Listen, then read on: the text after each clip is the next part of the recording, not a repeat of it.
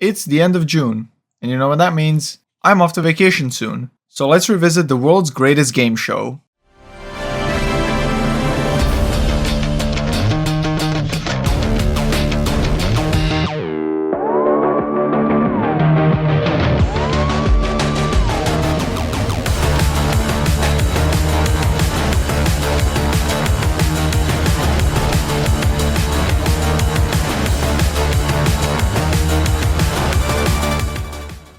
My last video I made on the finals was way back in December. So today I want to talk about what I think makes this game stand out and one of a kind. And spoiler alert, it isn't just the destruction.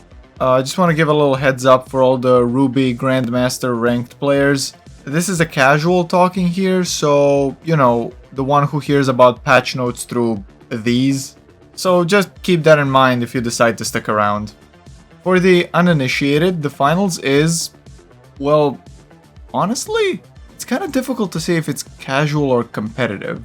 But it's a dynamic shooter where everything is destructible, you have playstyles, and a whole lot of money to earn. I have a way more in-depth video on my channel if you're interested. So, what makes this game show with destruction so special and, in my eyes, one of a kind? Simply put, it's the spectacle and the atmosphere the game is going for. When we look at video games in general, every game has a certain feel or vibe it's trying to achieve. For example, Battlefield goes for that semi-realistic war theme. Think how serious and gritty Battlefield 1 was in those trenches with mud and tanks. Or for example, games like Forza Horizon, a game all about driving cool and fast cars at a car festival. The finals decided to take the approach of putting the player in the shoes of a virtual reality contestant fighting in a virtual game show for money. Embark really took one look at this and were like, you know what? We're gonna make our players feel like this when they're playing our game. And that is something I don't think we've seen in a lot of games as of recent. There were attempts, sure, but they all kind of felt tacked on or out of place.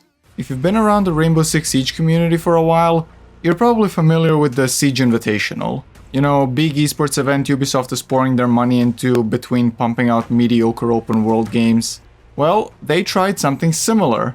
They tried to incorporate the Six Invitational into the R6 cinematic universe. And I'm sorry, but no matter how much I suspend my disbelief, you physically can't convince me those hardcore operatives are playing the equivalent of airsoft in front of a crowd in between saving the world from terrorists.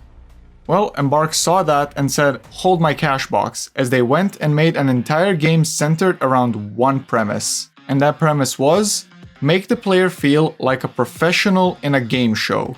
Casters like June and Scotty will comment on team wipes, impressive plays, and have full-on banter while you play. In quick cash, it's all about the rush for riches. Hello! The team that gathers enough cash first will seal the win.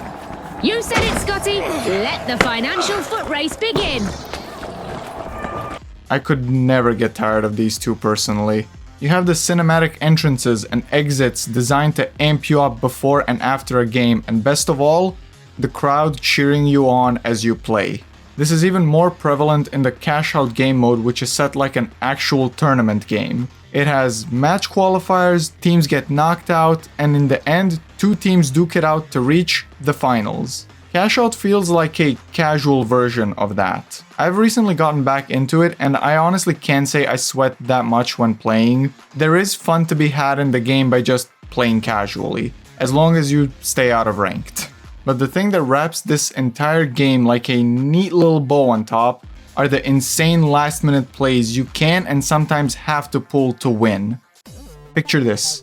You have 4 minutes left on the clock. The crowd is watching.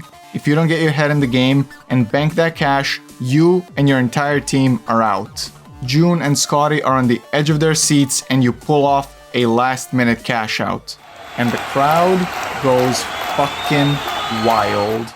I will say there is no better feeling than seeing that qualified screen after a steal or a last-minute cash out. But that's ultimately what the finals is. It's a spectacle where you are no longer on the sidelines watching the pros play. You are on the field now as the crowd watches you. And yes, I am aware people are really into the destructible environment, and I do agree it makes the finals fun and ultimately different. The arena destruction reshapes the entire playing field. What was once cover is now debris. But I don't think the spectacle should be ignored either. If the game was silent and just played out like a Call of Duty lobby, I doubt it would feel the same. You are there participating in a virtual game show in real time as a digital crowd watches you. So if you're still watching this, I recommend you install the game, choose a company you want sponsoring you, get in the arena, and reach the finals. If you enjoyed the video, leave a like, subscribe, and tell me down below, what makes the finals special for you? From all of us here in the arena, thanks for watching and stay safe out there.